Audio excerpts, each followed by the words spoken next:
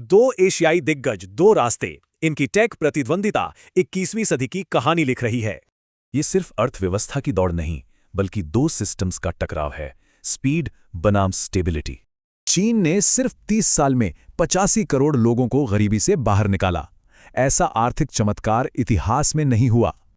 पर अब लड़ाई का मैदान बदल चुका है। ये फैक्ट्रीज का नहीं, कोड और चिप्स का दौर है। पहला मोर्चा है हार्डवेयर का। यहीं पे तय होता है कि ग्लोबल टेक की दुनिया में राजा कौन बनेगा। चीन का दबदबा साफ है। दुनिया के 90% रेयर अर्थ्स पर उनका कंट्रोल है, जो इलेक्ट्रॉनिक्स की जान है। और भारत पर इसका सीधा असर पड़ रहा है। सोचिए, 2024 में ही $7 अरब की ईवी बैटरी चीन से आई। अब बात करते हैं डिजिटल दुनिया की, सॉफ्टवेयर और स्टार्टअप्स की, जहां खेल के नियम बिल्कुल अलग हैं।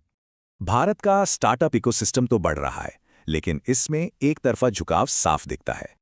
और ये सवाल एक बड़ी बहस छिड़ता है, क्या हम सिर्फ सुविधा देंगे या कुछ नया भी बनाएंगे? भारत में इनोवेशन मार्केट की डिमांड पर चलता है। चीन में सरकार तय करती है कि इनोवेशन किस दिशा में जाएगा। और इसका नतीजा, चीन डीप टेक में भारत से 7 गुना ज्यादा पैसा लगा रहा है। यही असली गेम चेंजर है। और अब आते हैं आखिरी और सबसे अहम मोर्चे पर, भविष्य की लड़ाई यानी आर्टिफिशियल इंटेलिजेंस। एक रिपोर्ट बताती है कि 44 जरूरी टेक्नोलॉजीज में से 37 में चीन दुनिया को लीड कर रहा है।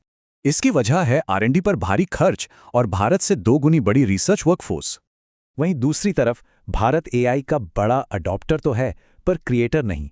हम AI यूज कर रहे हैं, बना नहीं रहे। तो इसका मतलब ये नहीं कि कोई एक जीतेगा, बल्कि ये पुरानी टेक दुनिया के बिखरने का संकेत है। चीन को दुनिया भर के प्रतिबंधों से जूझना है और भारत को अपनी बुनियाद मजबूत करनी है। इस दौड़ का नतीजा ही तय करेगा कि टेक्नोलॉजी का भविष्य कैसा होगा।